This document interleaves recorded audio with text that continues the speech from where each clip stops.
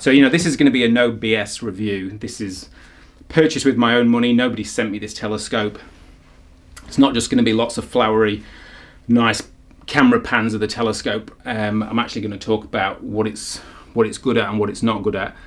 All right, g'day everyone. Welcome back to my little channel here. So I am back to this telescope. So this is the GSO 6-inch Newtonian. I did a little video on this about maybe 4 or 5 weeks ago when I first got this telescope. So I decided to have a go at another Newtonian again, and I'd sort of narrowed it down to maybe getting a Quattro, a Skywatcher Quattro, and then as luck would have it, one of these came up, and I did a little bit of research into this GSO 6-inch Newtonian. This is the carbon tube.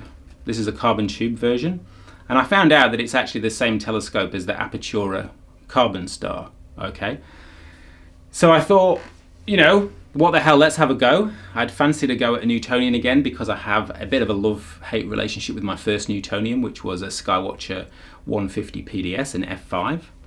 And this scope looked to have addressed some of those problems. So I thought, you know, I'm going to have a go at this again and see how I get on. Half thinking I'll probably end up pulling my hair out again. But you know what we astrophotographers are like. We're kind of, I think we're semi-masochists, basically, sometimes. So anyway, how did I go over these last 4 or 5 weeks? So I've been imaging a few different targets, running Chicken Nebula, putting a fair bit of time in on that, all with this one-shot color camera. So it's all been with this TubeTech 2600 camera, which is also fairly new in my setup, which has been working great, by the way, and a little bit of broadband data as well. So I'm currently taking some images of Centaurus A as well. And yeah, a Cometry Globule Nebula as well, which I've just recently taken. So yeah, last 4 or 5 weeks, what I've been doing is taking this, you know, every imaging session, I've been trying to address problems that I've had with it each time. The good news is that overall, it's basically performed pretty much as I expected. Like, I didn't expect to have no problems with this because Newtonians are never like refractors. Refractors are kind of like, almost like no maintenance for astrophotography, which is why most people use them, yeah? You know you're always going to get some issues with a Newtonian because you've got mirrors, you've got angles, you've got more moving parts, basically. And obviously you're reflecting the image back up through this imaging train, so you know, all the angles have to be symmetrical to each other, or you get vignetting, or, you know, bad stars or whatever. Now, the reason I went for this one is because this firstly had this this good quality secondary spider on the front now. So you know, holds the secondary really solid up at the front, so you kind of don't get, or you're not supposed to get, those issues of it going out of collimation as easily. The next reason was that it had a primary mirror mask on the back that the guy who'd purchased this, I believe, fitted himself originally. It's also got knife edge baffles from just behind the focuser all the way down the tube, so to, you know, help with sort of stray light. And it's got a bit of a, might be able to see those baffles, maybe you can see them down there possibly, but it's also got this this black sort of cover at the back here, which helps stop any stray light. That fan on the back there is a fan that I fitted, and it was a slightly different fan than the one that came with it, but that's just nice for keeping the secondary dew under control, although I do have some dew bands on this. Like I say, what I've been doing is testing this. So all I've done on this, well, I've done quite a lot on this, as you can see. So EAF has been fitted onto the focuser. I bought myself a SharpStar, just a 1x chroma corrector. I wanted to keep it at f4. You know, once you start to get faster than f4, you can also get into things like having to buy different filters, you know, high-speed sort of narrowband filters and that kind of thing.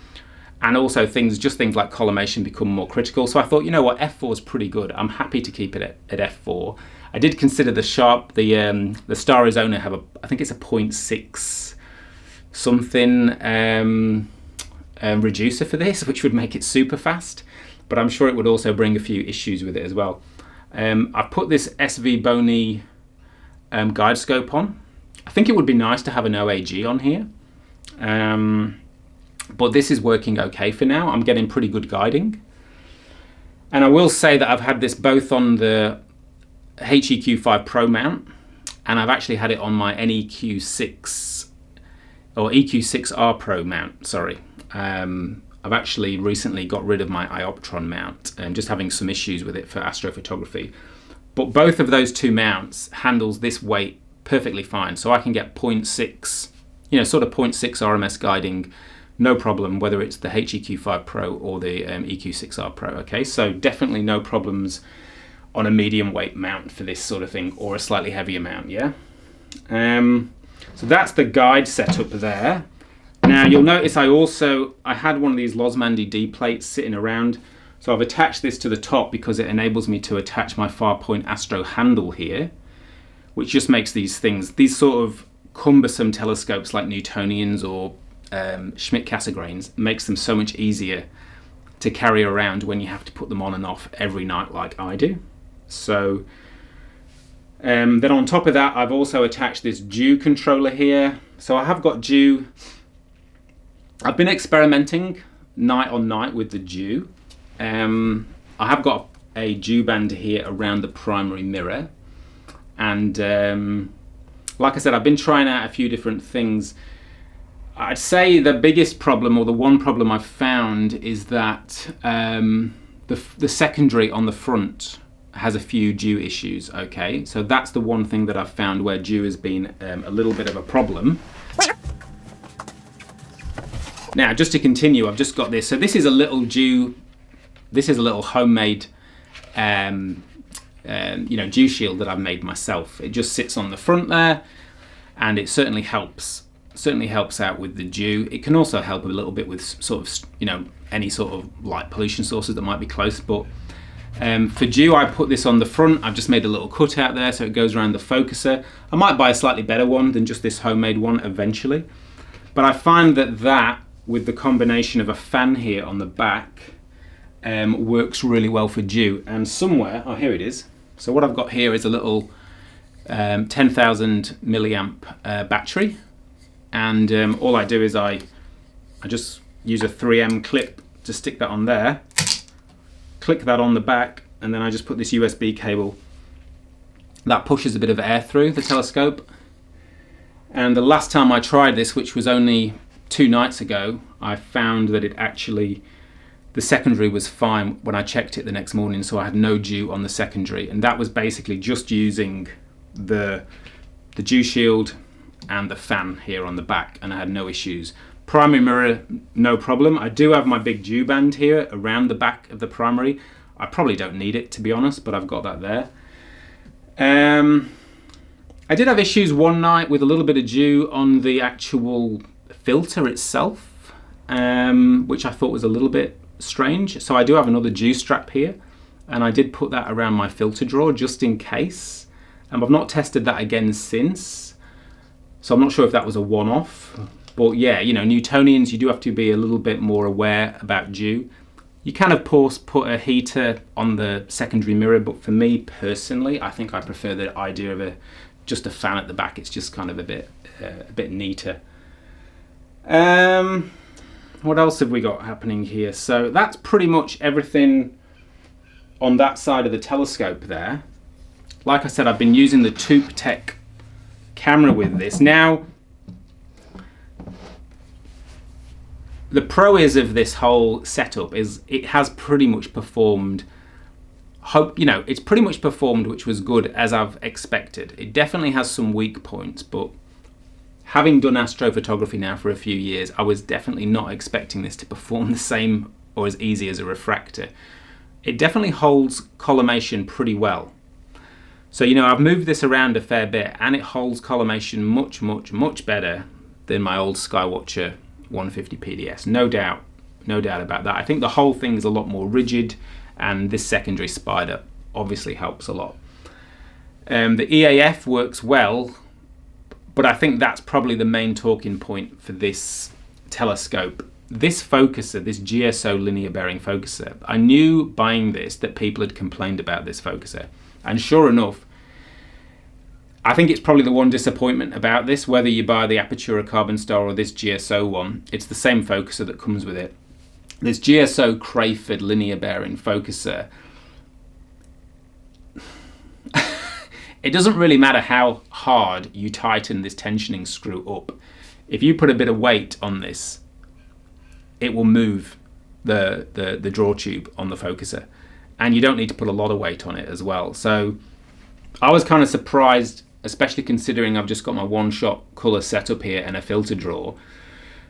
And of course I've got the SharpStar 1x field flattener in there, which is fairly heavy, okay, but that's not a lot of weight really on a astro imaging setup, and this telescope is supposed to be designed for astro imaging, and it was still fairly easy to move this, and it really didn't matter how much you tensioned this tension screw up. So this is definitely, if there's one weak point about this telescope, it is definitely the focuser, okay? And I think it's a shame because overall the focuser looks pretty well built, and it doesn't have, there's no real play in the shaft. So my fix to this was I actually found a guy that had made a video about how he fixed his own, I think he had an Apertura CarbonStar, and he went into some detail about how he fixed his own focuser. Now for myself, I've kind of just done a bit of a DIY cheap easy fix. I was kind of just testing to see if I could even get it to work, to be honest. And I took the focuser off, I took it apart, I cut myself a piece of plastic to basically just help increase the tension down here by kind of reducing the space that was there. Because there's basically, this just goes through a piece of plastic and then sits on like a sort of a metal washer. And all I did is basically created a small rectangular bush that went in there. And luckily for me, it seems to have worked because the focuser now is much stiffer and it is not moving. You can tell, look, that's a bit of weight on there and it does not move. So, who knows how long that will last, but at least for me, for now, that appears to have worked. So actually the focuser is working okay for me now. Look, in terms of, like again, it's not a refractor, so the stars on it are pretty good. For the most part, I'm getting quite good stars, but they're never at the same. They're never going to be at the same level that you'll get sort of on a refractor, or you'll at least get a lot more sort of variance. But I can get pretty good stars on this, and like I said, with the secondary not moving around as much, I find it holds collimation really well, and there's nothing that I can't sort out in PixInsight with something like Blur Exterminator. So, actually it's worked out as a good little scope for me. In the future, I may upgrade that focuser and get a better focuser. I may put an off-axis guider on there because I think it would be, I think an off-axis guider would be quite a nice, neat little setup there. But this is working. This little 60mm SV Bony guide scope is definitely appropriate for this focal length, and it's working quite well. So beyond the fact that, okay, the focuser is a weak spot, it actually has performed very well. I think the pity about that is that what I don't get about that is if you're selling something as an imaging telescope, why would you sell it with a focuser that is not going to hold an astro imaging rig? Because if you were to, for example, put a mono rig on there, there's a very high chance that it is not going to hold very well. So, I'm not a big fan of these sort of telescopes where they sort of sell them with a particular weak spot, which is pretty much a given that it's going to have to be changed. So I guess one argument would be, do you want to buy this, or do you want to buy something like a Skywatcher Quattro and buy yourself the upgrade kit that they do now for the Skywatcher Quattros, where you can buy this secondary spider, you can buy the mirror mask for at the back as a kit, and you can buy it. You can buy a new focuser for it as well. So the cost would probably be, I don't know what the cost would be, but it would probably be in a similar ballpark to this. So yeah, I think the letdown of this telescope is the focuser. Like I said, I've managed to get it working now, but for a lot of people, I think they would immediately just go and buy the upgraded focuser. And I can't remember exactly how much the focuser is, but they do another one. They do a new one now, which is, I think, about $300 or maybe more. And I just think that's a bit of a pity when you sort of sell a telescope that's made for astroimaging and make a focuser that obviously doesn't do the job. I think it's one thing to have a focuser that's maybe okay, it's not machined perfect and that's causing issues, but I think when you actually have a focus that literally will not hold an imaging train load, I don't like that. So marks down for the focuser is what I'm saying. Apart from that, like I said, it's a good little rig. It's a nice weight. For me, 6" for this is perfect. It's not too clumsy. F4 is really nice and pretty fast, so I can get some, I've had some good images off this, and I will show you some images at the end that I've taken. So overall, look, my feelings on this overall are, as a second-hand purchase like I bought it, I think it's a good buy. If I were buying it new, brand new, whether it be this one or the Apertura, I'd be a bit ticked off about that focuser, because I just think that's a real, I just think that's bad. Like, that's just bad design, and I don't think it's fair to expect a person just to change that out sort of straight away, Alright guys, one more thing I want to mention with this in terms of who is it for and would I recommend it. Look, I still don't think, on balance, and I know this will be contentious, I still don't think this is really necessarily for a beginner. I always think a little refractor is best for a beginner. Even though this is, I would say, definitely a step up from one of those kind of, what I had, which was like a Skywatcher 150 PDS or any of those sort of cheaper Newtonians, where they do tend to go out of collimation a bit, and they do have some issues with things like light leak and blah blah blah. And I also think the second caveat is, for me personally, if I did not have something like PixInsight and Blur, especially Blur Exterminator, let's be honest, we know that can fix your stars.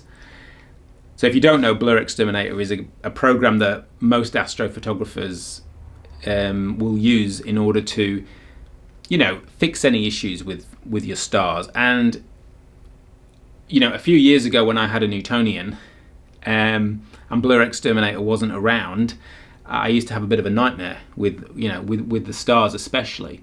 Now this is definitely much better than that older Newtonian that I had, but I know that I've got Blur Exterminator okay to sort out my stars, so I don't stress if I get some exposures where my stars are not perfect. I don't stress about that. I just think, oh well, I'll sort that out with Blur Exterminator later.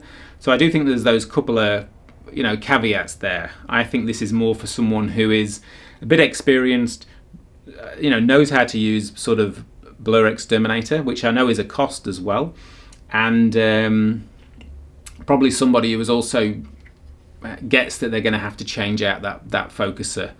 But I think providing you're okay with that, you can definitely take some killer images with this telescope. That's my honest thoughts on it. The cap here at the front is fine. It's a bit loose, so you can see here I've just put a bit of masking tape on it, which just helps hold it in like that. But yeah, that's pretty much all I've got to say on this telescope. Overall, I'm really happy with it.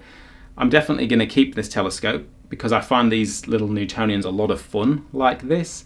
And like I say, now I've sorted out those couple of issues, I'm finding I can get some really nice images out of this. And me personally, I quite enjoy the diffraction spikes that you get on a Newtonian. I think they look quite sort of charming on an image.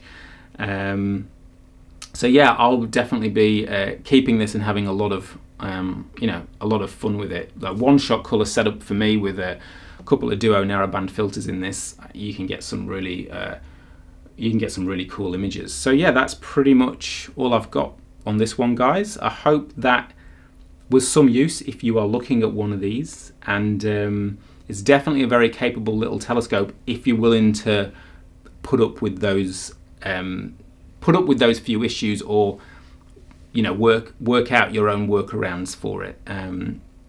So I'll just leave you with some images I've taken of this scope, which I'm pretty happy with. A couple of narrowband images, I think, and one or two broadband images there. So yeah, thanks very much for watching. I hope you got something out of that, and I'll catch you next time. Cheers, guys.